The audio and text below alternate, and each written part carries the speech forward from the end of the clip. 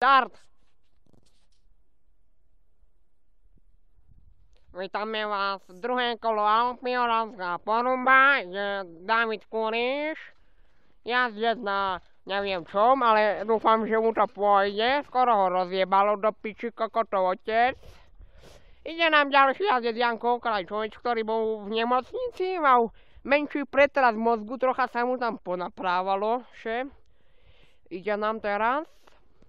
Ide Janko, skočil do piče, skočil do nebia, zjebem korene, ho pojebali do ňufáka. Ideme na rozhovor za chlapcami z Oravskej Poruby. Vidíte, tu je trať, korene, kokotince, trocha snehu do piče. Zase ho jeblo sadítku! Janko, neublížil si, Jano! No to je taký kokot do piče. Ten za 2 preteky 100 razy jebne za tréning do piče. No žiješ. Mám ťa prebrať? A žije, oči má otvorený. Tak sa postav do piče. Havaroval do kanáda. Ty sa pozbieraj. A ja s ním tu nám staviť. Dobrý deň. Dobrý deň. Chceli by sme s vami naviazať nový rozhovor pre TA3 Oravská Poruba. No čo, ako sa vám jazdilo v Alpách? Nám povedz do mikrofónu. Paráda, nemám slov, je to proste bomba. No, proste bomba. Dobre, no a čo poviete na upravenú trať, na ten pocit? Nevadí vám táto nadmorská výška toľko nad morom, veď pod Porubou vo Veličnej je veľké more. No, ani mi to nejako moc nevadí, v pohode. Trate sú bomba, technika, všetko, viete ako, korene, takže nemám slov, dobre to je.